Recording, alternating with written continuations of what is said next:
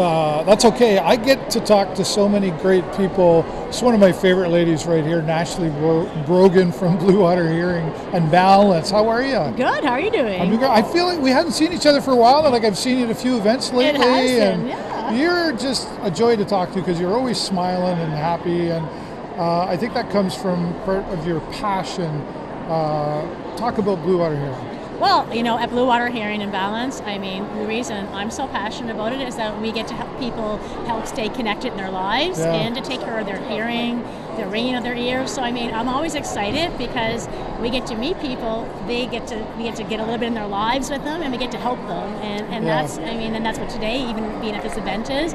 It's like you get to talk to people, hear their stories, I know, right? and then we get to help them. And that's what it's all about. Yeah, and that comes from the heart for you because of a personal. Go back and talk about your personal reasons. Well, for me, myself, I went through a hearing loss myself at a young age. I was 18 when I got hearing aids. Wow. And I had ringing of the ears too. And I really struggled with it. Getting hearing aids, I was embarrassed to wear them. I didn't know how to navigate the real world with them. And I don't think the real world knew what to do with me. Right, yeah, fair enough, right. And so what happened over time is I decided to open up Blue Water Hearing and Balance so I could shape my own clinical philosophy in terms of we really focus on a lived experience. Of course, we're testing people's hearing and we are fitting them with hearing technology and helping them with tinnitus, but I'm really obsessed in my team, holding them to a standard where we want to make sure people actually can go home and wear them and actually be connected in their own life. That's why our theme at this event is social connection. Yeah, right. And I want their families and them to feel supported. And we've been supporting people for 23 years. A lot of our clients have been with us for 23 years. We see them every 6 months to every year. Yeah. We go into their homes, we do home visits. We take care of them, and we're always asking them, like I call it opening Pandora's box. I'm like, how are you doing? Can you talk on the telephone? Are you wearing them? And what can we do to get you wearing them? Yeah. And that's kind of my That's a bit passion. of a challenge in there, right? Personal to me, right? Tried to help somebody in the family, and they were just like not having it in their way. I don't want to do this. And hearing aids have changed a lot. They used to be really big, clunky things. To a big thing you wore down here with a wire hanging out, back in the 60s, all that. But they're a lot more discreet now, too. We have ones actually I put in your ear every 60 to 90 days and it stays there. You sleep with it in. You don't have to change batteries. So we actually have the Lyric. We're the only provider. And so basically between here and Windsor, so only one in Star New Lambton. It's a device that I slide in front of your eardrum and it stays there. If you have difficulty putting things in, it stays there for 60 to 90 days at a time. And then you come back in every 2 to 3 months. We put a brand new one in. And then we also have completely invisible solutions that you can take in and out every day now. Wow. So a lot of it is getting the right fit for the right person and matching what they need. Because it's not one size fits all. There is not. Right? Some people will need a bike. They're doing the Grand Fondo. Some people are going boating. Some people are like, I got to be able to golf or be able to walk by the beach in the wind.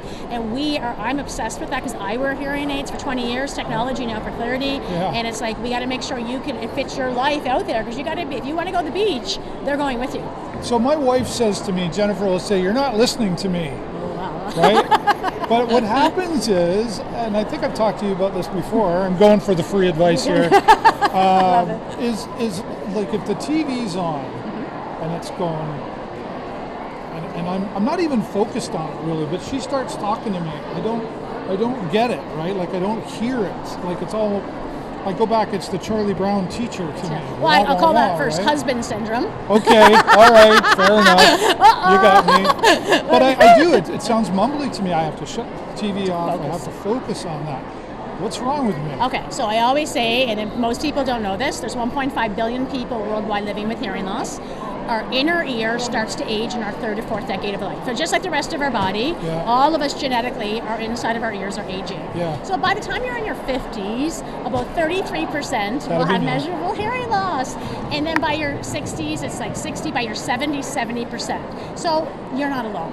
Right? And so you don't have the hearing of a 20-year-old, same as you don't have the skin, the hair. So it's not just me, It's Jennifer. not just you. and part of it is just people recognizing that it's normal, but then also that it's not normal declining with age. So 2 different things, right?